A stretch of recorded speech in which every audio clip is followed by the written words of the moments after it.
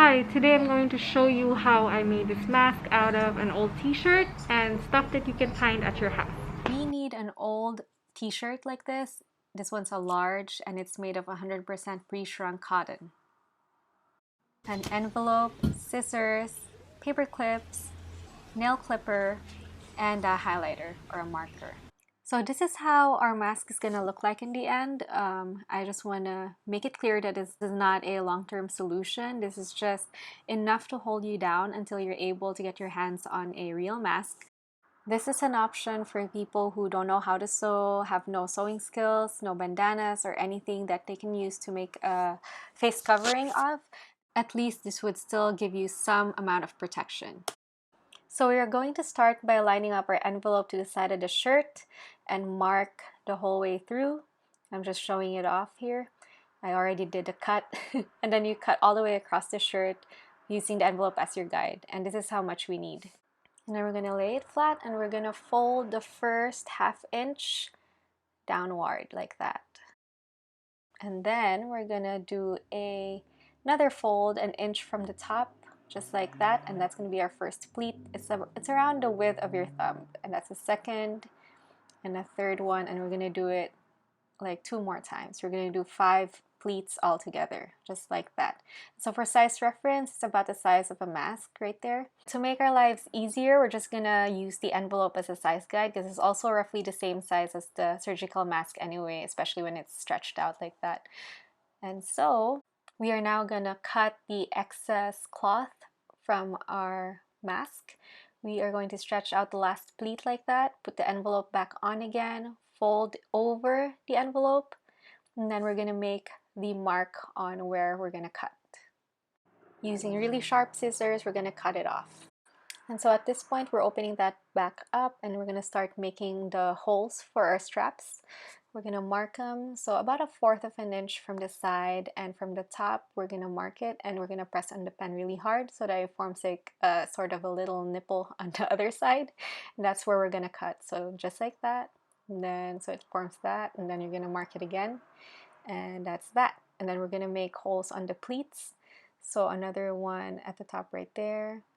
And then we're going to use the envelope as a guide to make sure that the holes are aligned. So one right there for the second pleat. Okay, just make sure that it's right at the middle of the pleat right there. So we're gonna do it for all of them, and make sure to refold the last pleat and mark it as well. So this is how it's gonna look like after marking everything. And now we're gonna do the cuts. So we're gonna make holes for our straps. So using the mark that you made on the pleat, we're gonna start from the very bottom pleat. We're gonna fold it in half where your mark is, and then using your nail clipper, you're gonna do a really small incision on the pleat, just like that. And then check that it did make a hole. So stretch it out a bit. If it does that, just reclip it and make sure that it's gone all the way through, and look at the back side of the pleat, and we're good. So now we're gonna do it and repeat it for all of the other marks. So when you're done making the holes, this is how it's gonna look like. And then we're gonna do the same thing on the other side. Now using your paper clip, you're gonna form that into a needle-like shape. So there's gonna be a place where you can hook your strap on, like that. And then for the strap, we're gonna cut about a ½ inch strip from the shirt. And then we're gonna stretch it out. And then when you stretch it out, it becomes this skinny little string. And that's what we're gonna use as straps for our mask. So we're just gonna place the strap onto the paper clip just like this, where your hook was, just like that. And then we're gonna use it to get our strap through the holes, starting at the very bottom hole.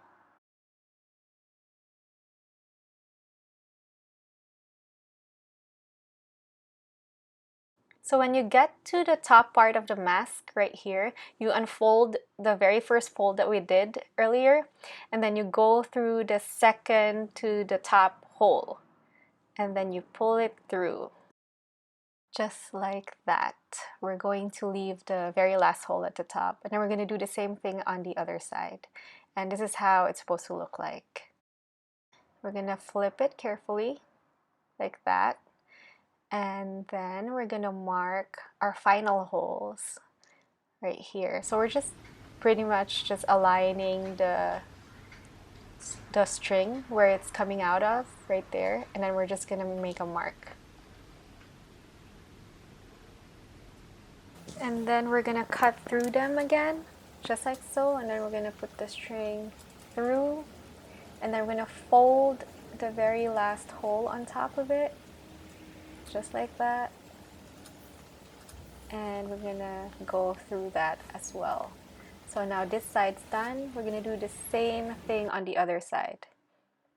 So go through the new hole and then go through the very last hole. And that's it. We're done with our mask. So we just want to make sure that our strings are balanced on the top side and the bottom side of the mask. And to secure it, we're going to use a knot at the bottom so that it doesn't slip through the holes, just like this. Okay, so now it's more secure. It's not gonna slip through. I suggest that when you do laundry, do knots on both sides, both the top and the bottom. And so for this, we're gonna add more security by adding a filter, a paper towel filter. It's just a half sheet of a paper towel folded into 3. And we're done with our mask. That's it.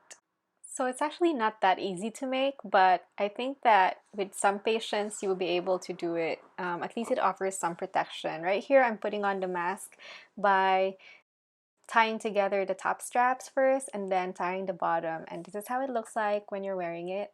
That's the sides. So it's not that obvious if you didn't sew it together, and it's pretty secure, so it's good enough. And now I'm doing a flame test and it's working.